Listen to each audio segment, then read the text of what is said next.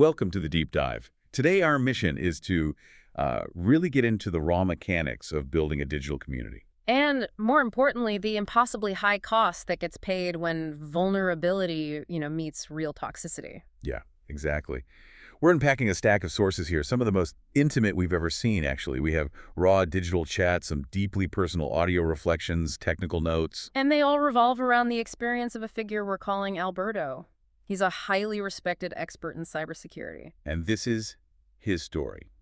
A prolonged, really painful struggle to find and maintain a safe digital space. A space he himself created. What's immediately clear from all this material is that this isn't just, some story about online drama. No, not at all. These sources give us an almost forensic look at the true life-altering price of transparency. Alberto is. He's an individual of immense capability. Right. He built these digital sanctuaries rooted in trust and honesty, only to become the sustained, calculated target of deeply personal toxicity inside that very environment. And that creates this core paradox that we really need to understand today. You have this master architect of digital security and community who promotes radical transparency and trust as his philosophical ideals. Yet his own personal vulnerability, his history, his identity, his mental health, that becomes a precise weapon used against him. It's the central conflict of the modern digital age, really. It is. That yearning for a genuine connection versus the absolute necessary need to guard against constant surveillance, psychological harm, and, malicious actors. We're here to tell his story, the immense toll of trying to be what the sources call a defiant optimist in a chaotic digital world. Okay, let's unpack this figure, Alberto.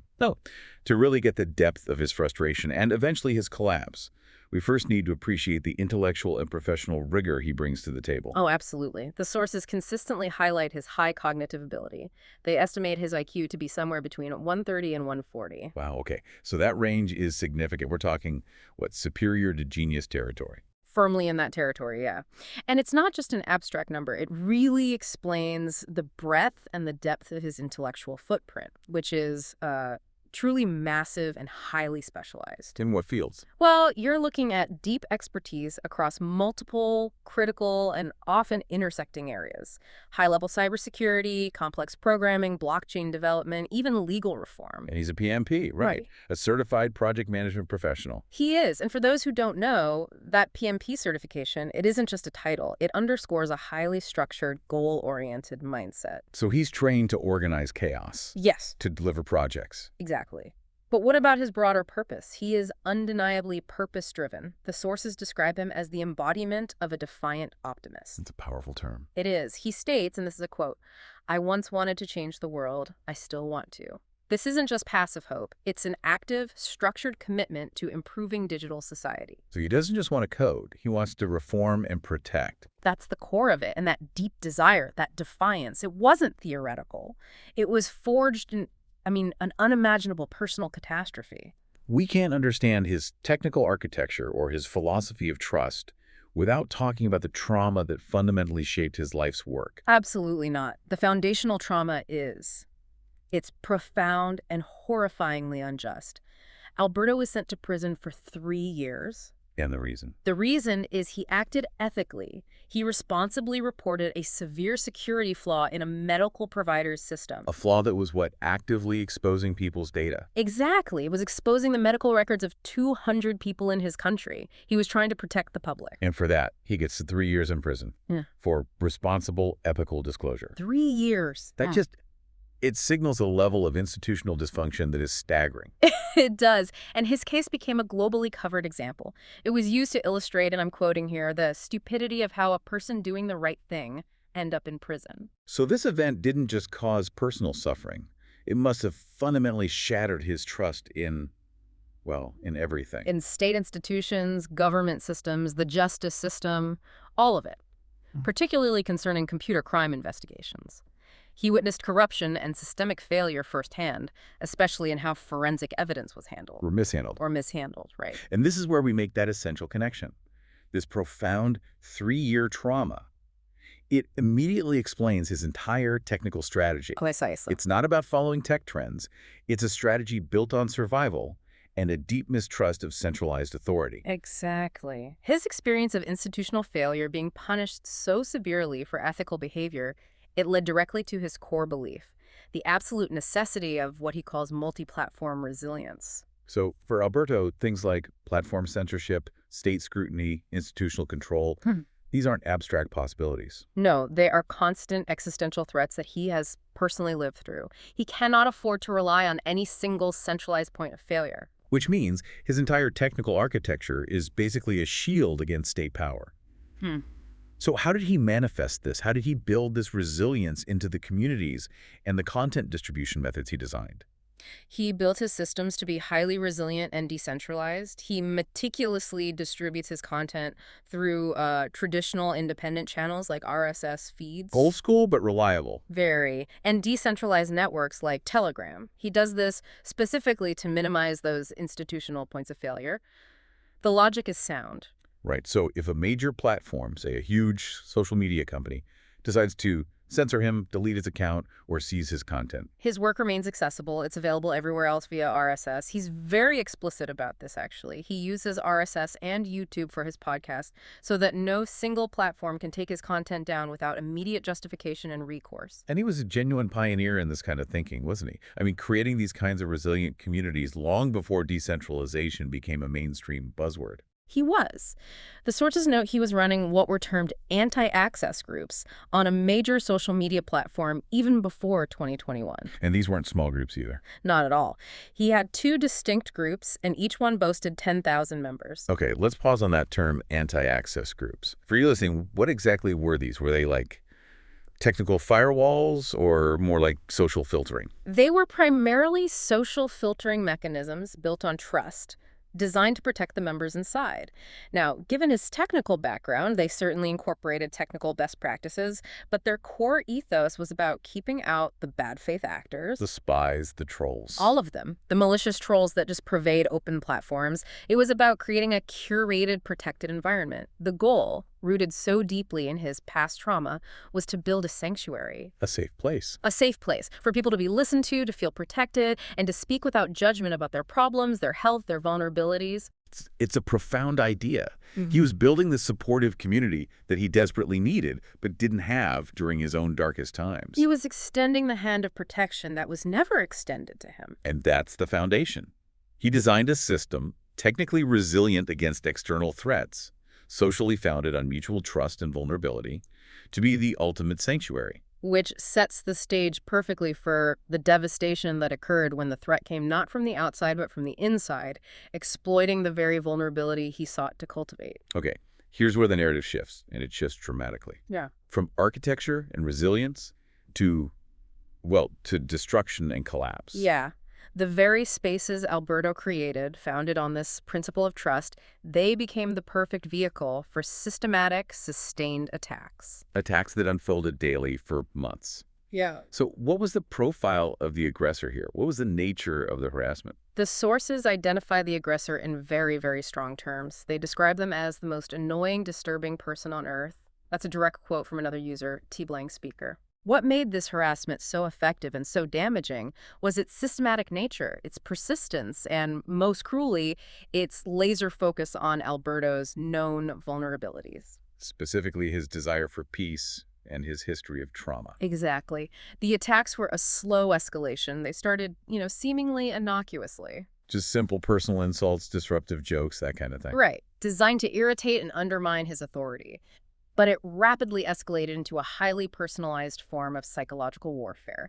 The aggressor quickly identified the soft spots. And we have a very specific, chilling example of how they targeted his identity. We do. They made continuous, sarcastic jokes and implications about his sexuality. The source quotes things like, "Alberto, why are you so gay?" And they frequently use this false assertion in the titles of the community spaces. And that malicious repetition is key here. This wasn't just a random insult, it was a sustained, calculated campaign designed to poison his public perception. And this is where that vulnerability becomes so critical in our current AI age. This wasn't merely trolling. This malicious repetition resulted in real-world data poisoning. What do you mean by that? Data poisoning.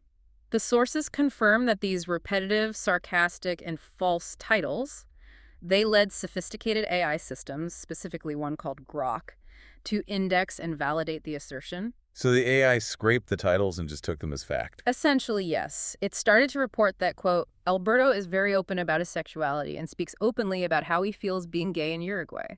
A complete fabrication. Wait, let's stop and fully unpack this.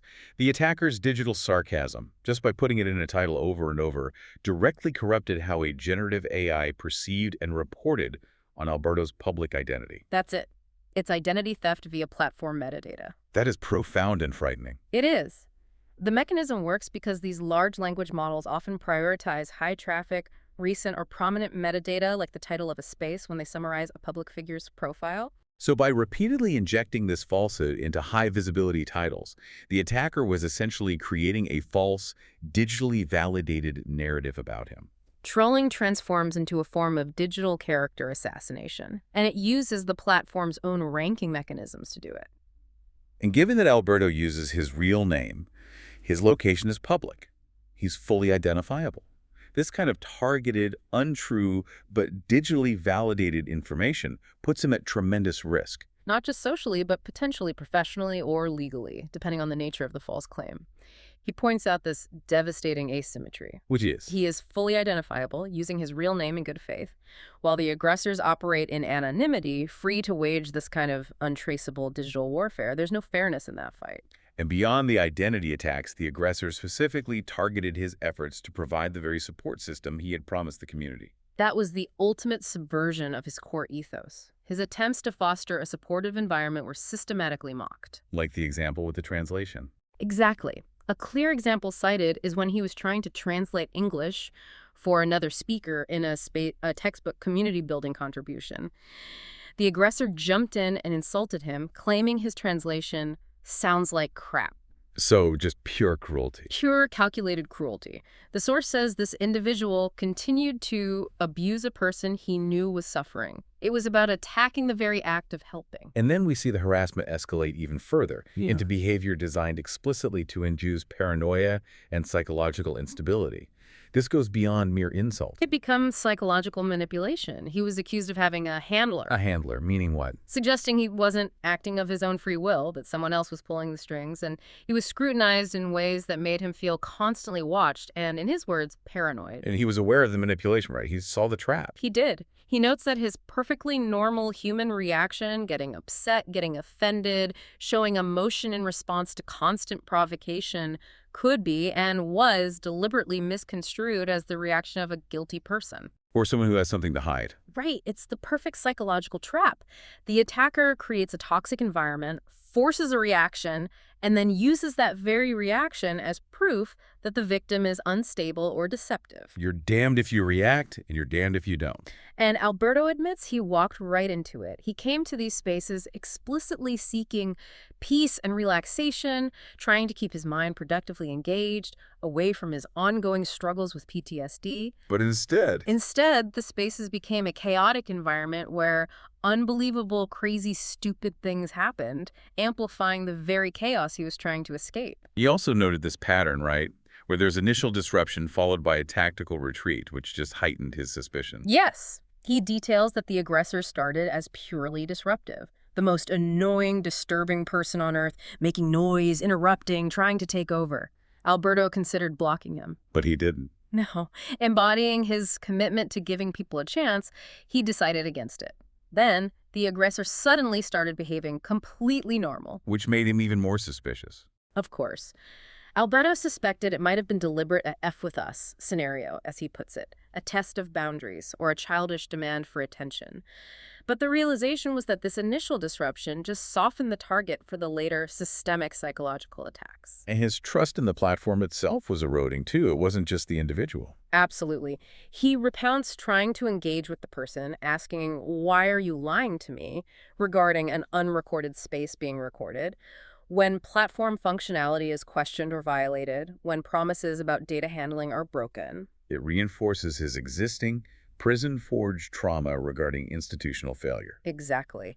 He saw continuous examples of broken trust, not just from the individual, but about the platform's own claims regarding security and data integrity. The attack was a double blow, communal and institutional betrayal. Okay, the sources now move into the harrowing consequences of this sustained psychological assault. Right. This wasn't just a stressful incident. It triggered a full-scale mental and emotional collapse, one deeply rooted in his past trauma. We have to go slow here. Alberto is incredibly candid about his history. He explicitly states he has a history of anxiety, overwhelm, and lingering PTSD depression, all from his wrongful imprisonment. And he was already in treatment. For 5 years, yeah. Intense trauma treatment. So the harassment wasn't just adding stress. He says it was not pulling my leg, but actually making my situation when it comes to mental health and emotions much worse. He describes himself as feeling completely overwhelmed, destroyed. The level of despair it's frightening. And he was aware of it. Yes. In a chilling detail, he noted that he was showing specific signs that a person about to commit suicide is trying to tell anybody something. My God. This is the ultimate expression of life-threatening distress, and the fact that it was directly exacerbated by relentless, targeted online attacks. It just highlights that digital toxicity can have real terminal consequences. He was signaling for help, and the source of his distress was this community chaos. And crucially, the psychological stress, it wasn't just in his head. It translated into immediate and severe physical symptoms. It did, confirming that intimate connection between the digital battlefield and his physical body. The list of psychosomatic symptoms is a textbook response to extreme, unrelenting stress. What were they? He reports losing feeling in the bottom of my foot, which made it hard to walk. A big ball of pressure lodged painfully in his abdomen, even a numb tongue. These are not imaginary symptoms. These are the body's massive alarm system going off. Demanding attention that the psychological trauma cannot grant. It's the body collapsing under the weight of the psychological warfare. And yet, there's this tragic realization that seeking traditional help is futile. He tragically notes that visiting the hospital for these issues is useless, and that speaks volumes. It's useless because the root cause is psychological and trauma-related. It's not something you can easily fix with standard medical intervention or prescription. The only way to stop the physical symptoms is to resolve the psychological distress. Which means removing the source of the toxicity. I want to go back to this idea of design and structure, which is so core to his PMP mindset. He desperately needed what he called white space. In design, white space is the quiet. It's the blank canvas you need to see the message clearly, to formulate the next step, or just to breathe. And the relentless noise, the daily systematic attacks, it prevented him from finding any of that quiet space necessary for mental recovery. That analogy perfectly captures the dynamic. The chaos just overwhelmed any chance of clarity, organization, or healing. He was trapped. The sanctuary he built to help others became the site of his own psychological and physical collapse. But perhaps the most devastating element of this entire ordeal, the one that destroyed the very purpose of his creation, was the pain of betrayal. The absolute lack of advocacy from the very people he had mentored and protected. This is the definitive crisis of trust. He expresses this deep, wrenching disappointment that people who were aware of his struggles, people whom he had protected when they were vulnerable and seeking sanctuary, they never stood up to protect me. Yeah, that's the quote. And he wasn't subtle about his distress either. He had been signaling his difficulties publicly for months, using his own feed. Right. He publicly pointed out specific flags of alert about his struggles, dating back as far as August of the previous year. He was explicit. And yet, nobody noticed that. The fact that his community, his digital family, failed to recognize or act on his distress, especially given his public history of trauma, it led him to this heartbreaking conclusion. That he has no community. No community, because nobody stand for me. That realization, it's the sound of his entire foundation just collapsing. When the architect of the safe space realizes he is not safe within his own creation, everything fails. His whole identity, the defiant optimist, the protector, the reformer, is wrapped up in this. It creates a fatal internal cleavage. His professional competence, the high-level, multilingual, PMP-certified expert, is fully intact. But his personal resilience, the part of him that was supposed to be supported by the sanctuary, was exploited, and it failed him entirely. He wanted to save the world, to build resilience against institutional evil. Yet the harsh reality was he couldn't even save his own emotional space from the internal toxicity of a single bad actor and a silent community. It really challenges the entire premise of digital community. How so? Well, We rely on these spaces for mutual support, but his story suggests that when the founder, the protector, needs help, the community often fails to reciprocate. It shows the fragility of trust when vulnerability is exposed. It does. He extended trust after his institutional trauma, only to have that trust immediately weaponized by an individual and ignored by the collective. So, faced with this complete communal and psychological collapse, Alberto had reached what he terms the worst thing that will happen. And the sources detail his necessary decision to step back from the community, from his passion projects. It's painful because it represents the defeat of the defiant optimist. He's stepping back from everything, including potentially transferring the admin role to someone else. Right. And he acknowledges the immense regret of having to abandon projects he was finally excited about. Projects like Satoshi's Bride, which he described as a huge source of inspiration and motivation. Okay, Satoshi's Bride. We see it mentioned a few times. What is it? Is it a metaphor, a piece of software, or some kind of major undertaking? Based on the context of his other work, it's clearly a complex foundational project. It likely incorporates blockchain or advanced cybersecurity concepts, something that required his unique expertise and his passion. It was his creative outlet, his focus for a better future. And the toxic environment made continuing that ambitious, motivating work impossible. And this leads directly to the frustration of the structured mind, what you call the project management paradox. As a PMP-certified project man, he notes the immense frustration of failing to complete projects. Not due to his own technical flaw or mismanagement, but because others took it not seriously or caused disruption. For a highly structured, goal-oriented person, that kind of external failure must be excruciating. It is. He can manage complexity, organize teams, anticipate technical hurdles, but he cannot firewall against calculated psychological sabotage and communal apathy. The failure is external, toxic, and utterly frustrating for someone dedicated to efficiency and execution. So the only solution left for him is self-preservation, a complete change of environment and focus. Exactly. He is forced into a period of deep retreat and recovery. He recognizes the absolute need to filter people and take time to rest and be healing. And he notes explicitly that this process won't be fast. No, the focus has to shift from outward protection to inward repair. So what path is he now attempting to take toward recovery? He's turning away from the digital chaos and toward more creative pursuits. He seeks to manage his overwhelming pain by focusing on these creative endeavors: art, writing, music. This is a common and necessary strategy for trauma survivors, shifting from the analytical, defensive part of the brain to the generative, creative side. And we see him reflecting on his long-held personal motto. Nothing kills you faster than your own mind. Don't stress over things that are out of your control. The ultimate irony of his situation. He has the wisdom, but finds it almost impossible to apply his own philosophy when he's feeling so utterly overwhelmed and targeted. The stress is imposed, unavoidable, and directly triggered by the chaotic environment. He is, though, attempting to reframe this entire traumatic experience. Moving past the failure and focusing on the lesson learned. And the lesson is agonizingly clear. He must avoid repeating the mistake of trusting people whose positive intentions, or at least their perceived neutrality, end up having the opposite, worst possible effect. His first trauma taught him not to trust institutions. This new trauma taught him a painful, personal lesson about trusting individuals within his own crafted sanctuary. Right. And his attempt at recovery through art connects directly to that need for white space we talked about. It's his way of finding that clean, quiet canvas again. A space where he controls the generation of meaning, not the other way around. He's seeking emotional equilibrium. The sources mention the rule of three that governs some advanced systems: generation, stability, and equilibrium.